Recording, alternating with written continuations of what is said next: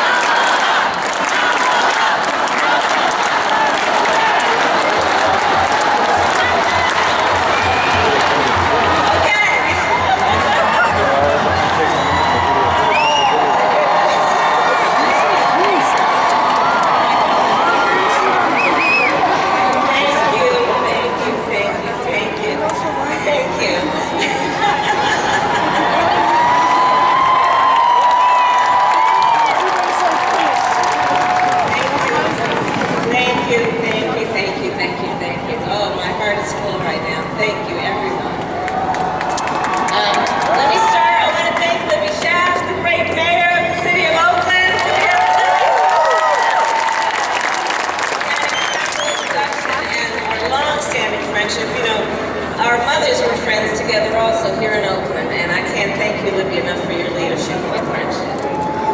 So here we are.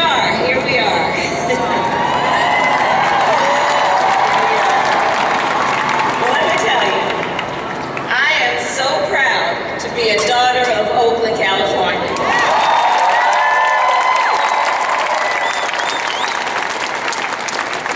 And as most of you know, I was born just up the road at Kaiser Hospital. And it was just a few miles away that my parents first met as graduate students at UC Berkeley. Where they were active in the civil rights movement. And they were born half a world apart from each other. My father, Donald, came from Jamaica to study economics. My mother, Kamala, came from India to study the science of fighting disease. They came here in pursuit of more than just knowledge. Like so many others, they came in pursuit of a dream. And that dream was a dream for themselves, for me, and for my sister Maya.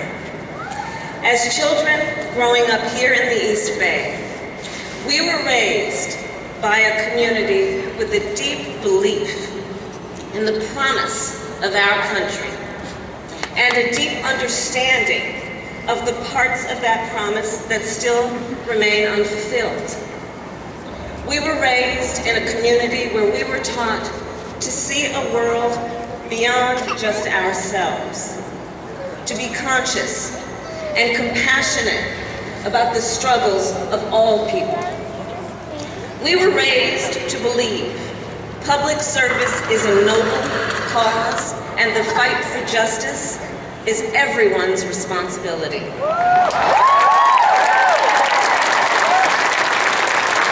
fact, my mother used to say, don't sit around and complain about things, do something.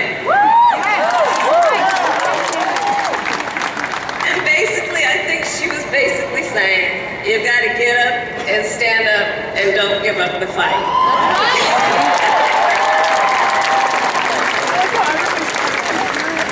And it is this deep-rooted belief that inspired me to become a lawyer and a prosecutor. It was just a couple of blocks from this very spot, nearly 30 years ago, as a young district attorney, I walked into the courtroom for the first time and said the 5 words that would guide my life's work. Kamala Harris for the people.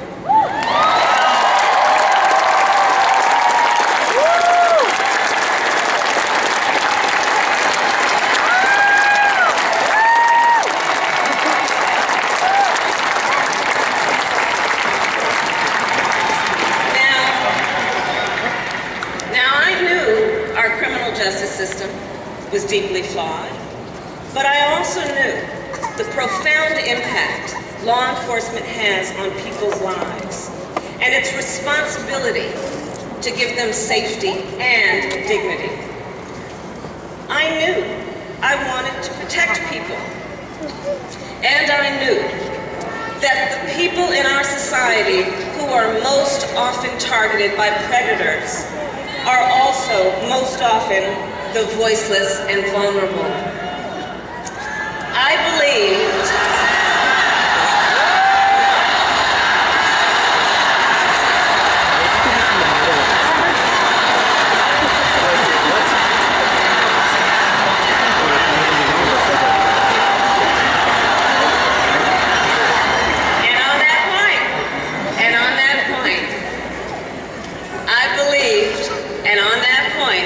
I believed then, as I do now, no one should be left to fight alone.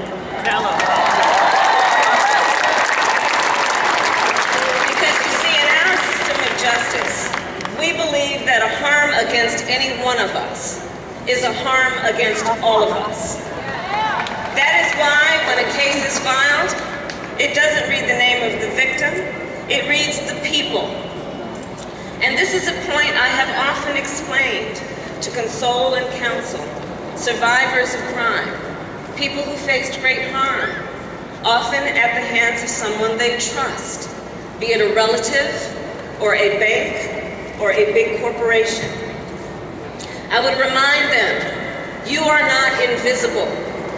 We all stand together, because that is the power of the people. In my whole life, I've only had one client, the people.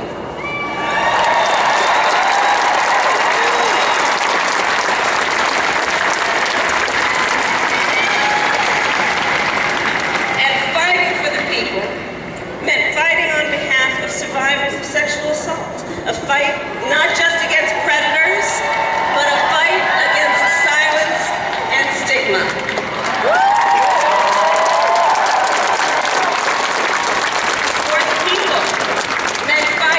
For a more fair criminal justice system.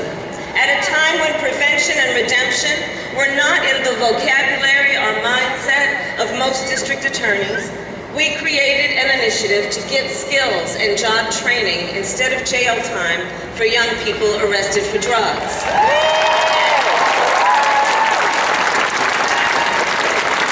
For the people meant fighting for middle-class families who had been defrauded by banks and were losing their homes by the millions in the Great Recession. And I'll tell you, sitting across the table from the big banks, I've witnessed the arrogance of power. Wealthy bankers accusing innocent homeowners of fault, as if Wall Street's mess was of the people's making. So we went after the 5 biggest banks in the United States. We won $20 billion.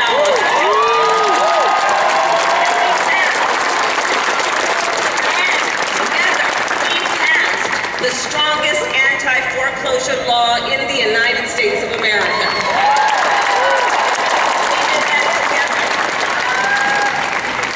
For the people meant fighting transnational gangs who traffic in drugs and guns and human beings. And I saw their sophistication, their persistence, and their ruthlessness.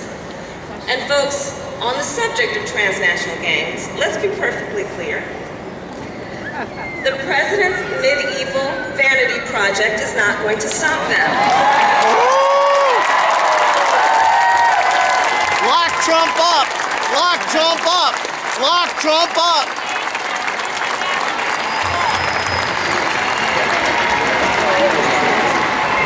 And in the fight for the people to hold this administration accountable, I have seen the amazing spirit of the American people.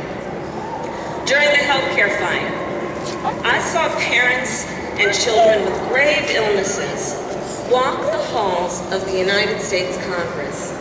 Families who had traveled across the country at incredible sacrifice. They came to our nation's capital, believing that if their stories were heard and if they were seen, their leaders would do the right thing. I saw the same thing with our dreamers.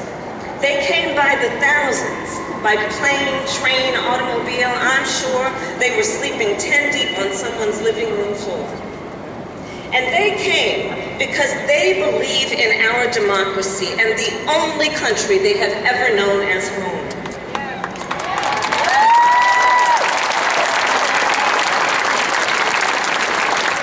I met survivors who shared their deepest and most painful personal experiences, who told stories they had never before revealed, even to their closest loved ones, because they believed that if they were seen, that their leaders would do the right thing and protect the highest court in our land. And together, we took on these battles. And to be sure, we've won and we've lost. But we have never stopped fighting.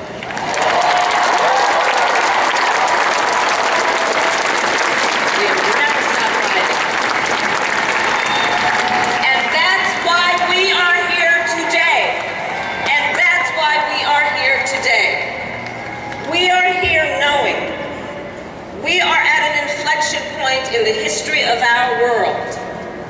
We are at an inflection point in the history of our nation. We are here because the American dream and our American democracy are under attack and on the line like never before.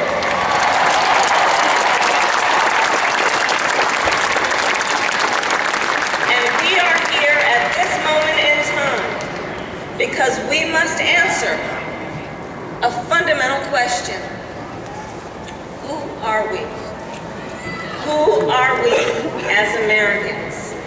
So let's answer that question to the world and each other right here and right now. America, we are better than this.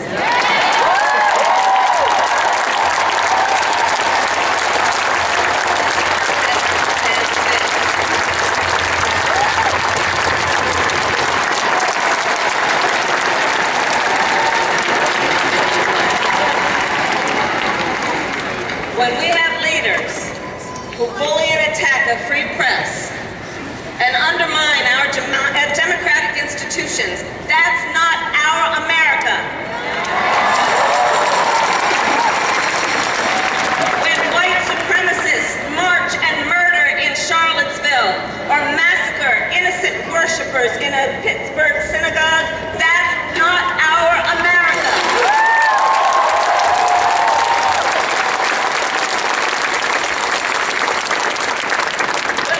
Children in cages, crying for their mothers and fathers. Don't you dare call that border security. That's a human rights abuse.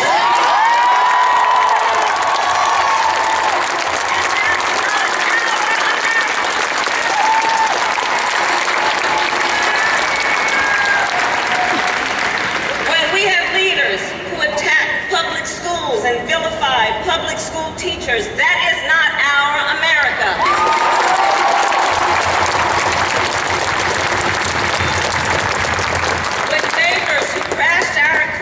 Get bonuses. But the workers who brought our country back can't even get a raise. That's not our America.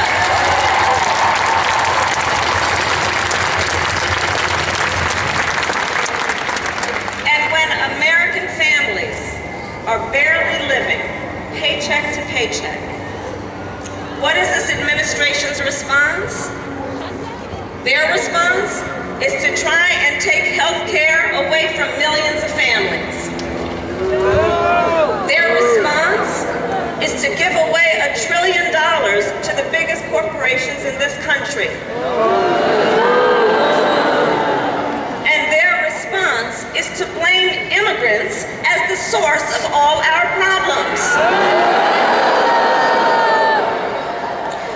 And guys, let's understand what's happening here.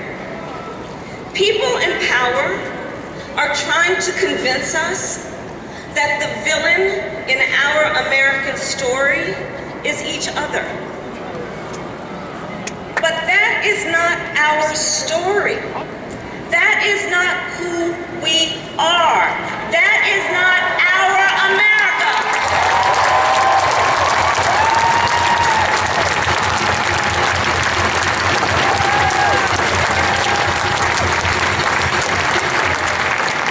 You see, our United States of America is not about us versus them.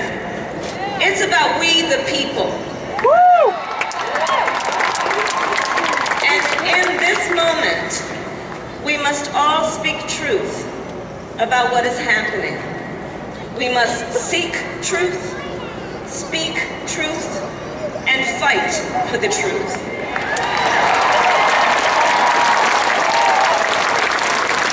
So let's speak some truth.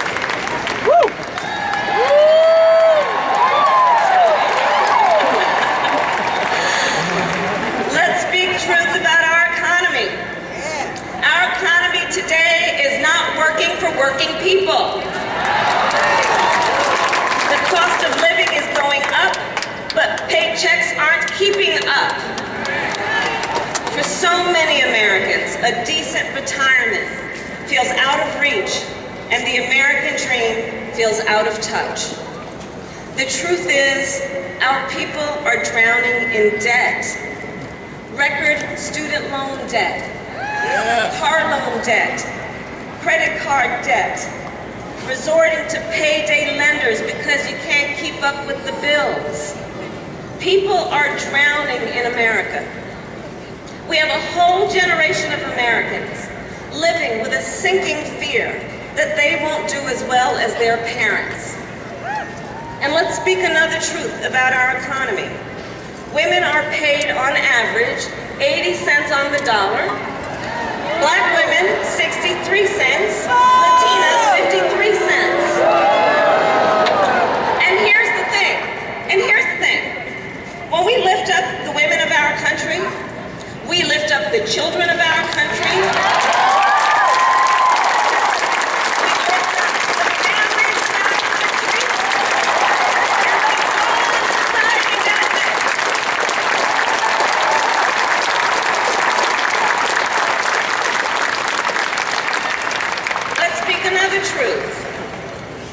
Big pharmaceutical companies have unleashed an opioid crisis from the California coast to the mountains of West Virginia, and people, once and for all, we have got to call drug addiction what it is, a national public health emergency.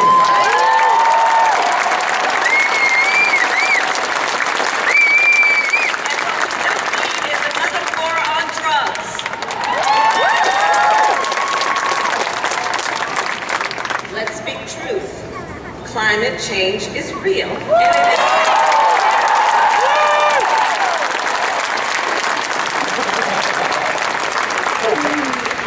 Everybody here knows, from wildfires in the west, to hurricanes in the east, to floods and droughts in the heartland. But we're not going to buy the lie. We're going to act based on science fact, not science fiction.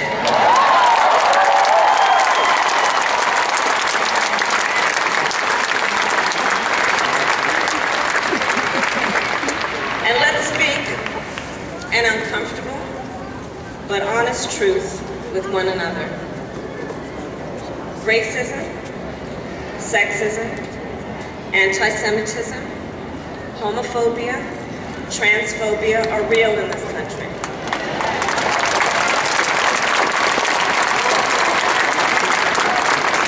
And they are age-old forms of hate with new fuel. And we need to speak that truth so we can deal with it.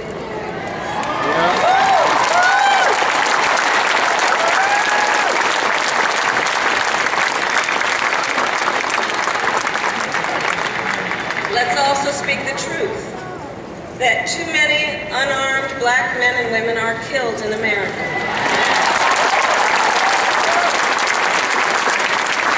Too many black and brown Americans are being locked up, from mass incarceration to cash bail to policing. Our criminal justice system needs drastic repair. Let's speak that truth.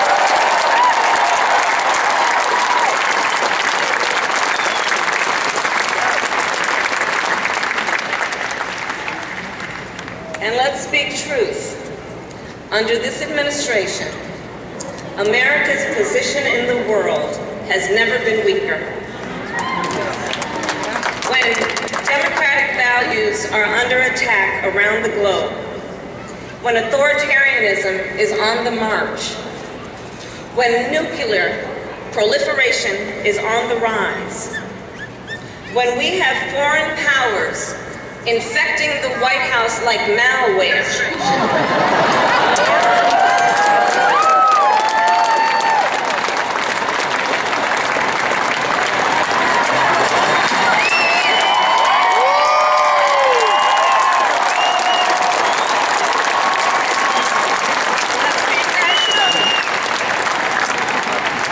and let's speak truth about what are clear and present dangers. And let's speak the biggest truth, the biggest truth of all.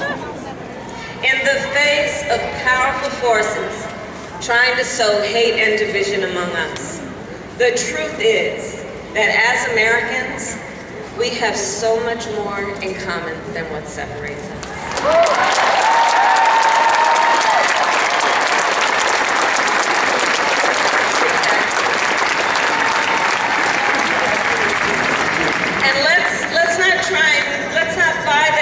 That some folks are trying to peddle. Let's never forget that on the fundamental issues, we all have so much more in common than what separates us. And you know, some will say, well, we need to search to find that common ground.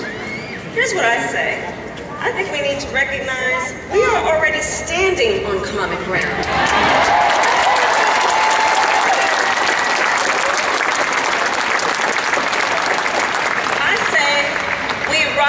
Together, or we fall together as one nation, indivisible.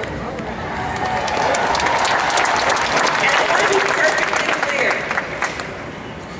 I'm not talking about unity for the sake of unity. So hear me out.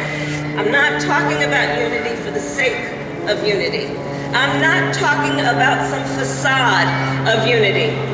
And I believe we must acknowledge that the word unity has often been used to shut people up or to preserve the status quo. After all, let's remember, when women fought for suffrage, those in power said they were dividing the sexes and disturbing the peace. Let's remember, when abolitionists spoke out and civil rights workers marched, their oppressors said they were dividing the races and violating the word of God. But Frederick Douglass said it best, and Harriet Tubman and Dr. King knew. To love the religion of Jesus is to hate the religion of the slave master.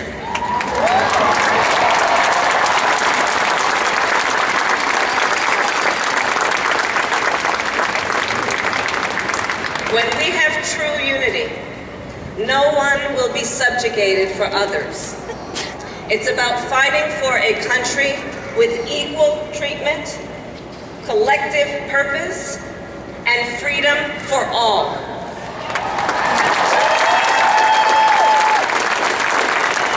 That's who we are. That's who we are. And so,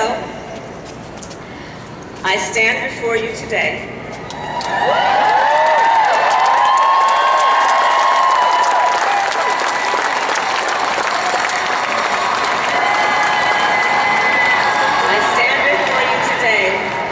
clear-eyed about the fight ahead and what has to be done. With faith in God, with fidelity to country, and with the fighting spirit I got from my mother.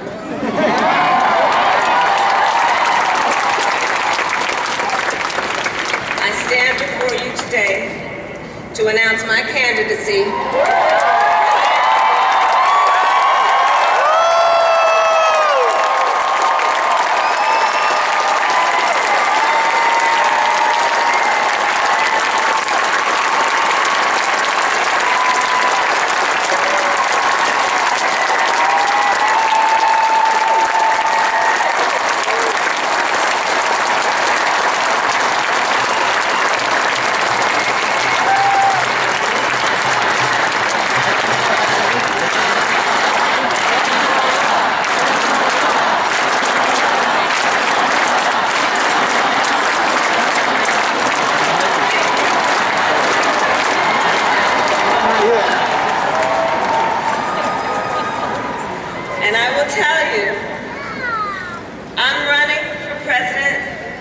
because I love my country. I love my country.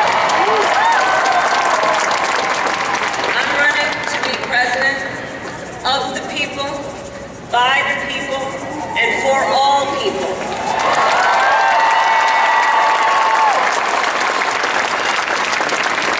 I'm running to fight for an America where the economy works for working people. For an America where you only have to work one job to pay the bills. And where hard work is rewarded, and where any worker can join a union.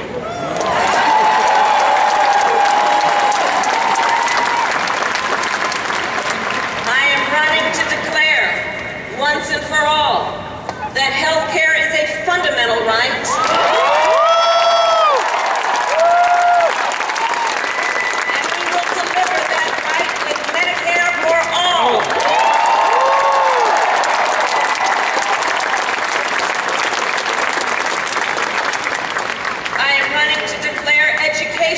Is a fundamental right.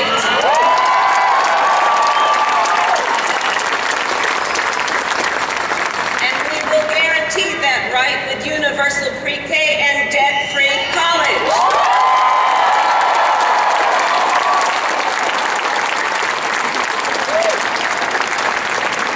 I am running to guarantee working and middle-class families an overdue pay increase.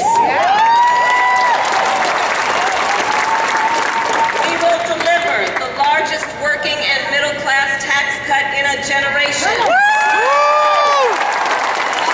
$500 a month to help America's families make ends meet. And we'll pay for it. We'll pay for it by reversing this administration's giveaways.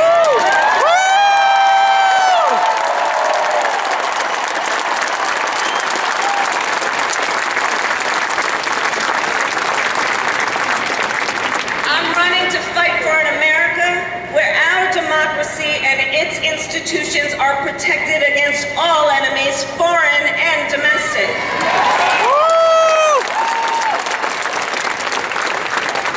Which is why I will defend this nation against all threats to our cybersecurity.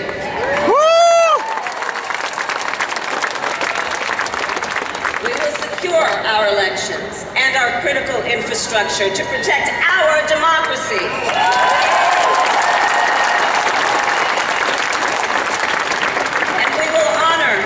Service members and veterans, so no one who has served this country has to wait in line for weeks and months to get what they are owed when they return home on first day.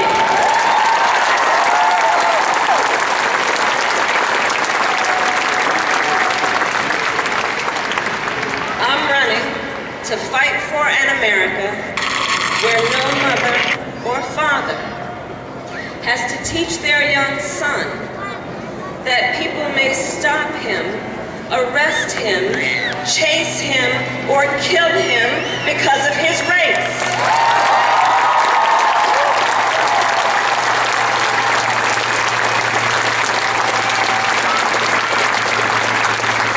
An America where every parent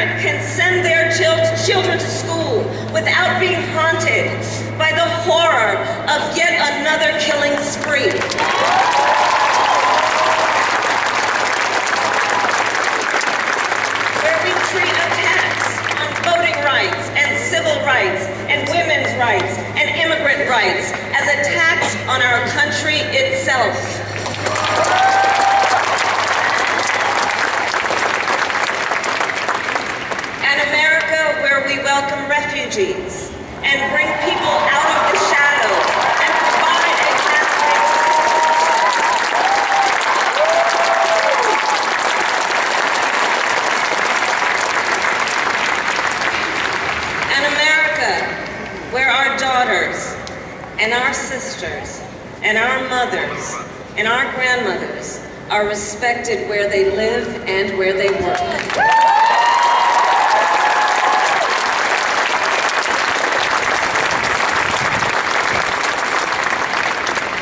Where reproductive rights are not just protected by the Constitution of the United States, but guaranteed in every state.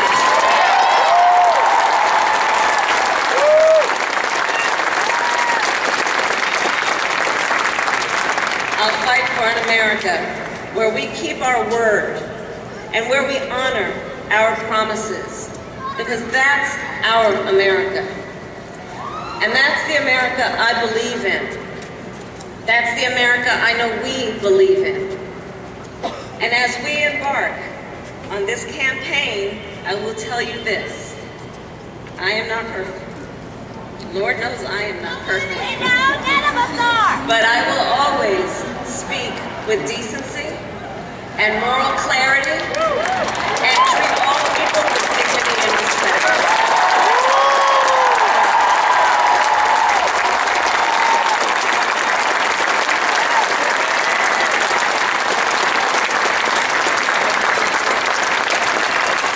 I will lead with integrity and I will speak the truth. And of course, we know this is not going to be easy, guys. It's not going to be easy. And we know what the doubters will say. It's the same thing they've always said. They'll say, it's not your time.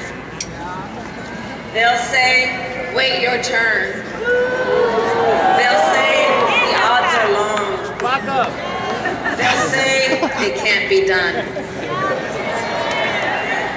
But America's story has always been written by people who can see what can be, unburdened by what has been.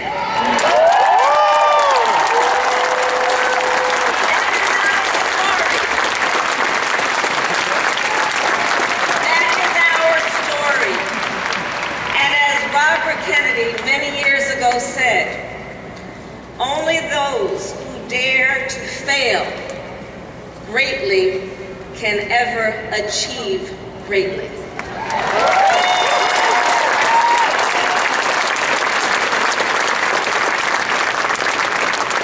He also said, I do not lightly dismiss the dangers and the difficulties of challenging an incumbent president.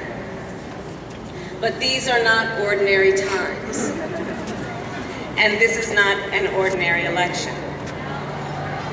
He said, at stake is not simply the leadership of our party and even our country. It is our right to moral leadership of this planet.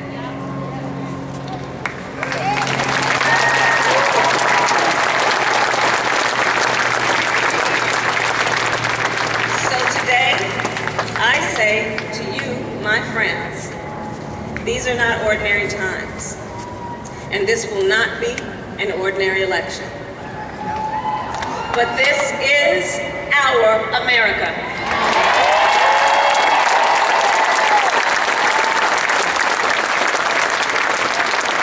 And so here's the thing, it's up to us. It's up to us, each and every one of us. So let's remember, in this fight, we have the power of the people. We can achieve the dreams of our parents and grandparents. We can heal our nation. We can give our children the future they deserve. We can reclaim the American dream for every single person in our country. And we can restore America's moral leadership on this planet.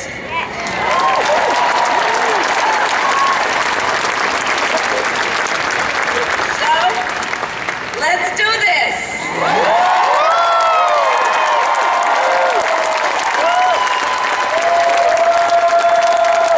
Let's do it together, and let's start